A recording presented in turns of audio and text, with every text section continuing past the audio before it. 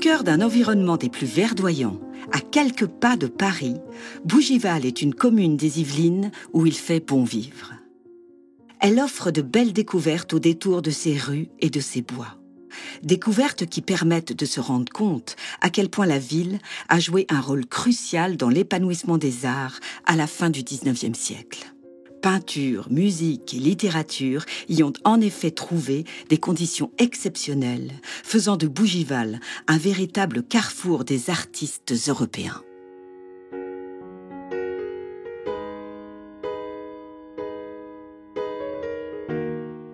Dans un grand parc ombragé, la Villa Viardot est aujourd'hui l'un des témoins de l'héritage culturel de Bougival. Cet hôtel particulier, construit en 1830 dans le style néoclassique à la mode à cette époque, est l'une des plus anciennes demeures de la ville. Elle est située sur l'ancien domaine de la Chaussée, propriété de la famille de Mesmes, seigneur de Bougival. Difficile d'imaginer aujourd'hui qu'elle a bien failli disparaître à plusieurs reprises. Ainsi, en 2015, la villa fut fermée au public car elle menaçait de s'effondrer.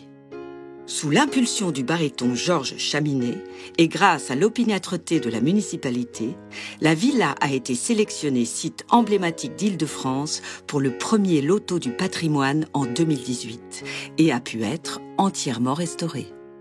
4 années de travaux ont permis de redonner vie à la villa et à ses prestigieux occupants, Pauline et Louis Viardot. Entre les années 1874 et 1883, le couple Viardot attirait à Bougival amis et relations qui comptaient parmi les élites intellectuelles, politiques et artistiques européennes de l'époque.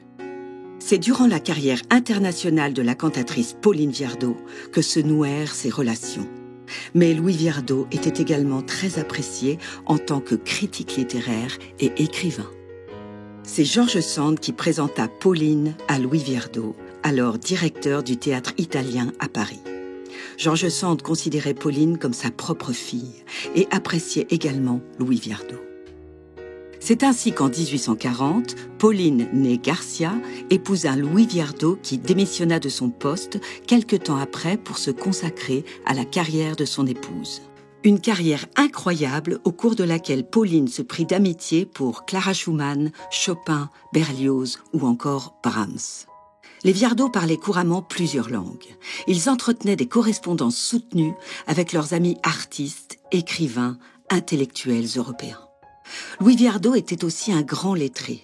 Il créa le premier guide touristique des musées européens et traduisit en français Don Quichotte de Cervantes.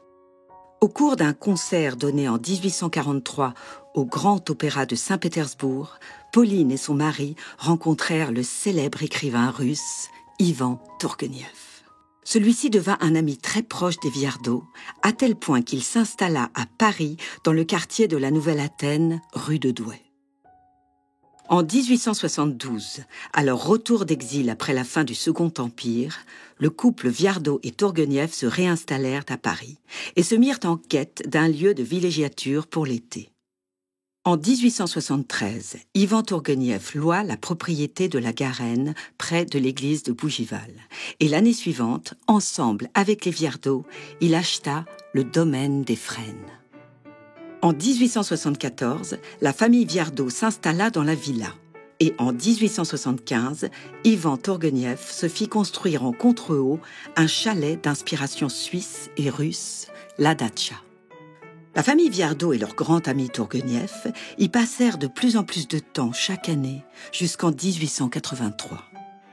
Les soirées à la Villa Viardot étaient souvent remplies de musique, de chants, de lectures, de jeux et de discussions politiques.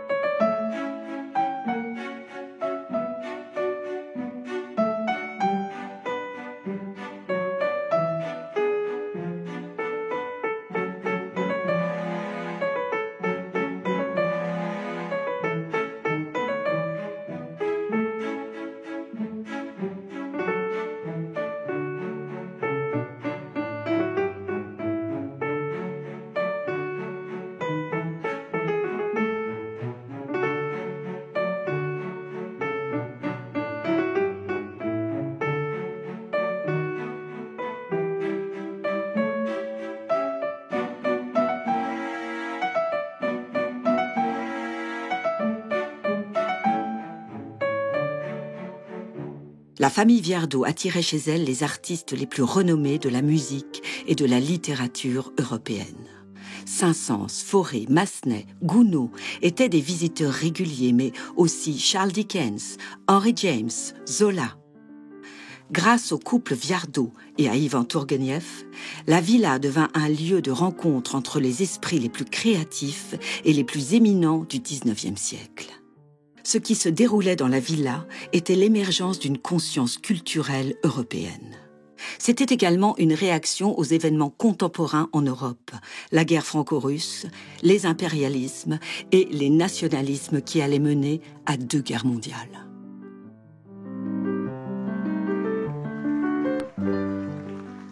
La famille Viardot et Ivan Tourguenieff coulèrent des étés paisibles et heureux à Bougival, jusqu'à l'année fatidique de 1883. Année au cours de laquelle Louis Viardot et Ivan Tourguenieff moururent à quelques mois d'intervalle. Louis Viardot à Paris et Ivan Tourguenieff à Bougival, dans sa datcha. Pauline Viardot ne revint plus jamais à Bougival. Elle passa les dernières années de sa vie à Paris, où elle mourut le 18 mai 1910, à 88 ans. Aujourd'hui, la renaissance de la Villa Viardot est l'un des plus beaux hommages qui pouvaient être rendus à Pauline et à son mari.